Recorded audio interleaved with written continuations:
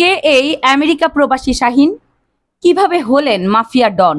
কোটি কোটি টাকার মাদক, স্বর্ণ চোরাচালান কিভাবে নিয়ন্ত্রণ করতেন? কেনই বা এমপি আনারকে হত্যা করলেন? বিস্তারিত দেখুন প্রতিবেদনে। ঝিনাইদহের কোটচাঁদপুর উপজেলার আসাদুজ্জামান কাটু মিয়ার ৩ সন্তান ও ২ মেয়ের মধ্যে বড় ছেলে শহীদুজ্জামান সেলিম পৌর আওয়ামী লীগ নেতা ও মেয়র, মেঝো ছেলে আমেরিকা প্রবাসী মনিরুজ্জামান ও ছোট ছেলে আক্তারুজ্জামান শাহীন। তার স্ত্রী ও ২ ছেলে মেয়ে আমেরিকাতে বসবাস করে ও তিনিও সে দেশের নাগরিকত্ব পেয়েছেন।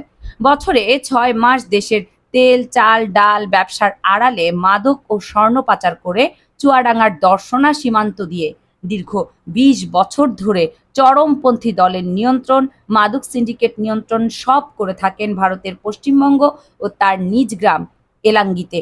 তিনি ৩০ বিঘা জমির উপরে বাগানবাড়ি রিসোর্ট তৈরি করেছেন।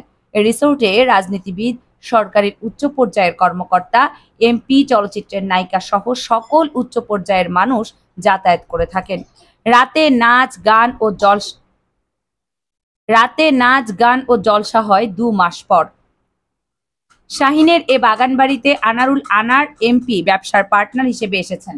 দীর্ঘদিনের বন্ধু হওয়ার কারণে ব্যবসার টাকার লেনদেনকে কেন্দ্র করে তাকে কৌশলে ডেকে তার ভাড়া করা ফ্ল্যাটে হত্যা করেন।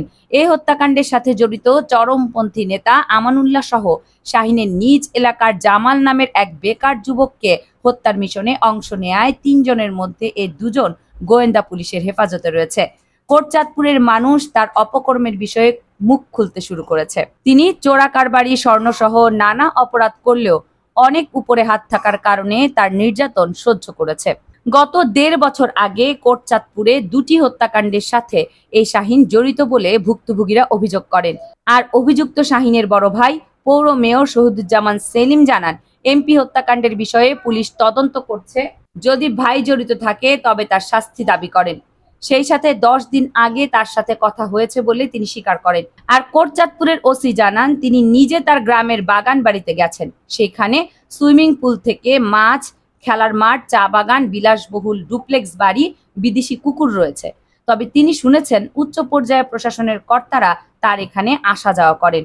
দর্শক, এই যে প্রতিবেদনে আমরা দেখলাম শাহীনের অনেক অবৈধ ব্যবসা রয়েছে, একই সাথে তার ডুপ্লেক্সে অর্থাৎ বাগান বাড়িতে বড় বড় নেতা, আমলা, রাজনীতিবিদ থেকে শুরু করে চলচ্চিত্রের নায়িকারাও নাকি যেতেন। আমি একটা প্রশ্ন রাখতে চাই, যেই কোনো খারাপ কাজের সাথে চলচ্চিত্রের নায়িকাদের নামটা উঠে আসেই, মানে সবগুলো খারাপ কাজের সাথে কিংবা সব বড় বড় নেতা আমলাদের সাথে চলচ্চিত্রের নায়িকারা সময় কাটান, রাত্রি যাপন করেন। তাদের কি তাহলে সিনেমা করা ছাড়া এটাই তাদের কাজ, টাকা ইনকামের?